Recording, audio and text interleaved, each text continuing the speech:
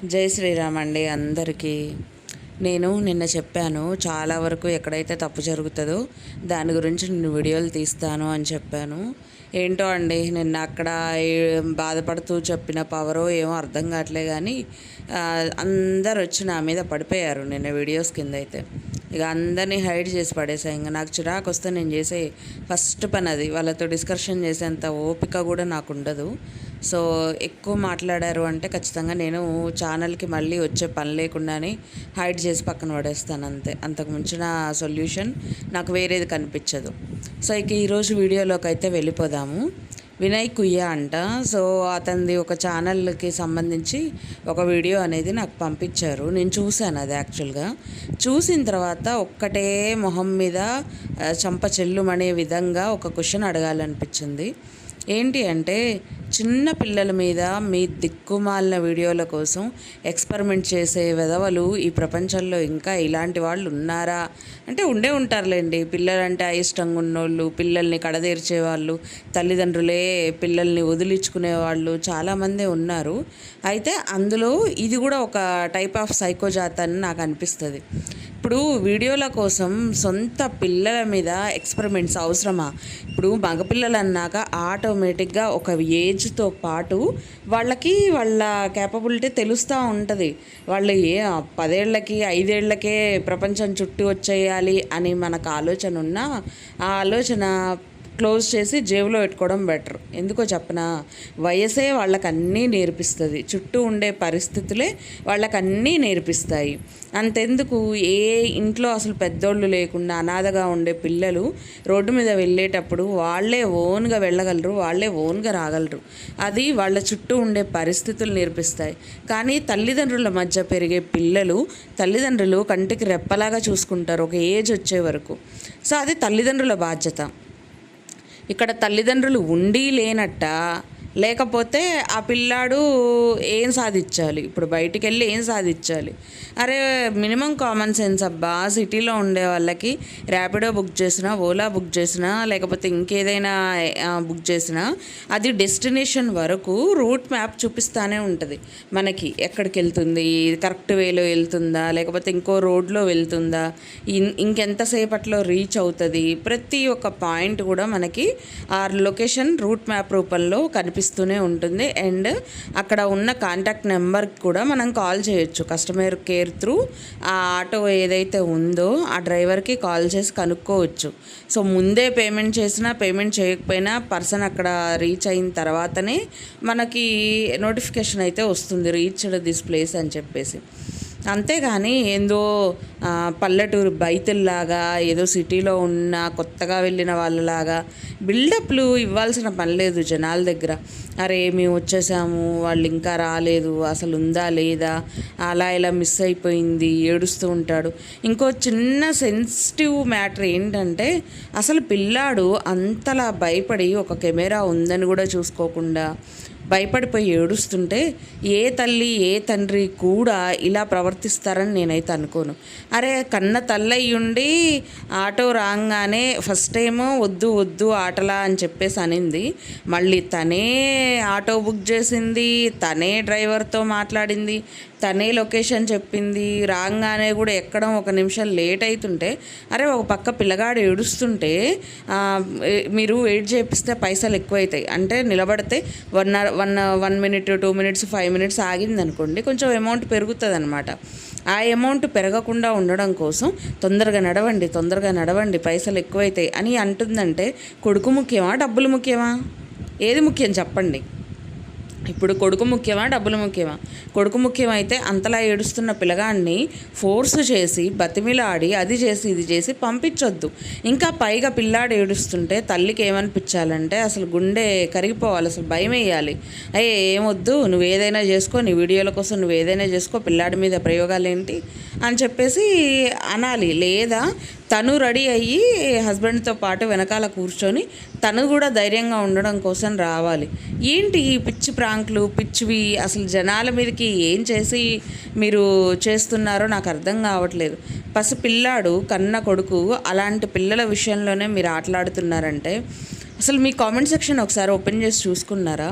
ప్రతి ఒక్కళ్ళు తిట్లే. అరే ప్రతి ఒక్కళ్ళు చిన్న పిల్లల మీద ఎక్స్పెరిమెంట్లు ఏంటి, ఆ పిల్లగాడు భయపడిపోయి ఏడ్చాడు. అసలు చిన్నపిల్లల సంక్షేమం వాళ్ళకి సంబంధించి వాళ్ళు ఎవరైనా చూసారనుకోండి, మీ మీద వాళ్ళు చట్టపరంగా చర్యలు కూడా తీసుకునే ఛాన్సులు ఉంటాయి, తెలుసా మీకు? మీ కన్న పిల్లలు అయితే ఏంటి, వేరే వాళ్ళు అయితే ఏంటి, అరే వాళ్ళు చిన్నపిల్లలు, మైనర్లని ఇబ్బంది పెడితే అసలు అక్కడ మనకు చట్టాలు కూడా ముందుకొచ్చి మరి అవి చేతుల్లోకి తీసుకుంటాయి ఎవరైనా సరే.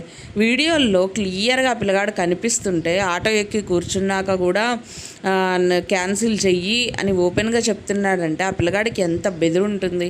అంతేకాదు ఆ 5 నిమిషాలు ఆ పిల్లాడు పడే భయం ఏదైతే ఉందో అది ఒక 5-6 నెలల పాటు కంటిన్యూగా ఉంటుంది. నిద్రలో ఏదన్నా గుర్తుకొచ్చి ఆడవడము, లేకపోతే ప్రతి దాంట్లో ధైర్యంగా ఉండకుండా ఒక రకమైన టెన్షన్ ఉండడము. చిన్నపిల్లలకి ఇలాంటివి మీరు నేర్పించేది ధైర్యం అని ఎవ్వరు అనుకోరు. అసలు అది ధైర్యమే కాదు. ఫస్ట్ మీరు నేర్పించింది భయం. 5-6 నెలలు ఆ పిల్లాడి భయాన్ని మీరు నేర్పించారు. ఏం ఉపయోగం దాన్ని నేర్పించడం వల్ల? అసలు పసిపిల్లల మీద, అది కూడా కన్నబిడ్డల మీద ఎక్స్పెరిమెంట్ చేయాలని అసలు ఈ మైండ్లో ఆ పురిగెలా తిరిగిందో, అసలు మీ ఫ్యామిలీ ఏంటో. ఆ కన్న తల్లి అంటే ఒక నాయనమ్మైన అయి ఉండొచ్చు కదా, ఆవిడ కూడా అసలు ముందు వద్దని చెప్పి తర్వాత ఏంటో అసలు మరి ఇంట్లో ఒక్కళ్ళన్నా సవ్యంగా ఉన్నోళ్ళు ఉన్నారా అని నాకైతే అనిపించింది ఆ వీడియో చూడంగానే. ఎవరన్నా ఒకళ్ళు ఇంటి పెద్ద అన్నప్పుడు ఎలా ఉండాలంటే వాళ్ళ స్టాండింగ్ లెవర్ ఎటువంటి ఇబ్బంది పడకూడదు అన్నట్టు ఉండాలి. అరే చిన్న పిల్లగాడి మీద ఎక్స్పెరిమెంట్ చేస్తున్నా అంటే ఎలా ఒప్పుతుంది అబ్బా ప్రాణం? అందులోనూ పిల్లగాడు అలా ఏడుస్తున్నాడు అంటే చెప్పులేసుకోమని చెప్పి, నడువు తొందరగా అని చెప్పి కూర్చోబెట్టి మనం మాట్లాడుతూ, ఏంటిది అసలు నన్ను అడిగితే అసలు ఇంకా రీచ్ అవ్వలేదు డెస్టినేషన్కి, నువ్వు కస్టమర్ కేర్కి కాల్ చెయ్యి అని చెప్పేసి ఇతను చెప్పినప్పుడు అతను మిస్సెస్ అయితే టెన్షన్ పడ్డట్టు కూడా నాకు అనిపించలేదు. ఇంట్లో అన్న ఫస్ట్ చెప్పినప్పుడు కొంచెం టెన్షన్ పడ్డట్టు మొహంలో కనిపించిన వాయిస్ మాత్రం అసలు ఏ మాత్రం టెన్షన్ లేకుండా మాట్లాడుతుంది. అది ఇది అని చెప్పేసి అసలు ఎలా ఇదబ్బా?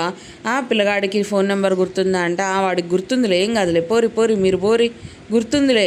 ఒకవేళ గుర్తు లేకపోతే పరిస్థితి ఏంది చెప్పండి? నిజంగా వాళ్ళు ఒక ఎక్స్పెరిమెంటే చేశారు, వాళ్ళకి వీళ్ళకి సంబంధం ఉండదు.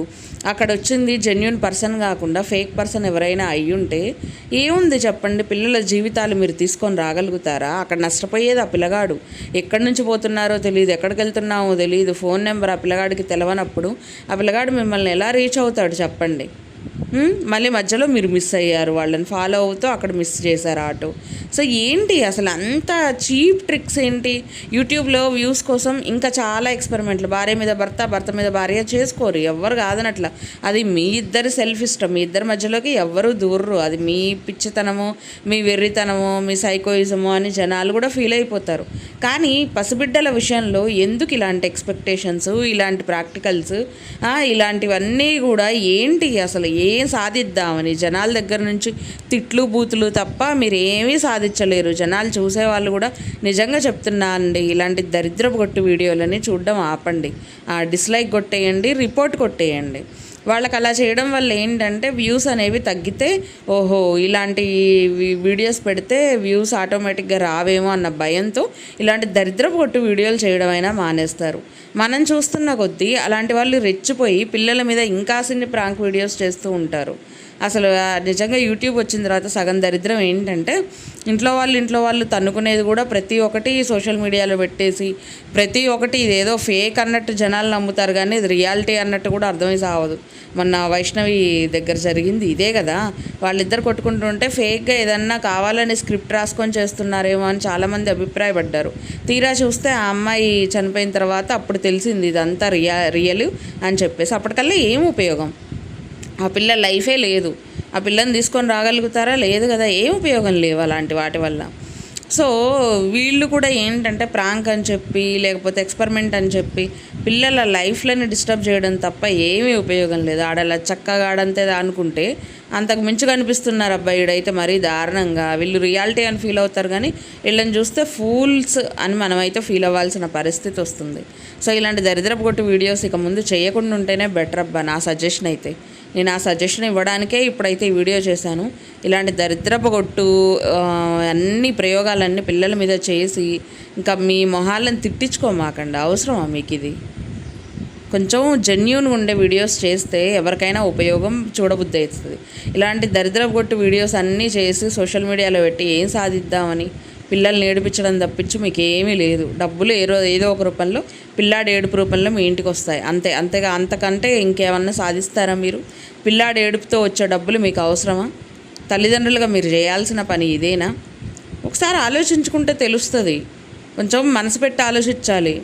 డబ్బు మైండ్ తోటి ఆలోచించొద్దు ఇలాంటివి. సో ఇదండి ఈరోజు వీడియో. అయితే మీ అందరికి నచ్చిందని అనుకుంటా. నచ్చితే ఒక చిన్న లైక్ చేయండి, షేర్ చేయండి, అలాగే సబ్స్క్రైబ్ చేసుకొని పక్కనే ఉన్న బెల్ కూడా కొట్టేయండి. అప్పుడే నేను చేసే వీడియో నోటిఫికేషన్స్ మీ దాకా వస్తాయి.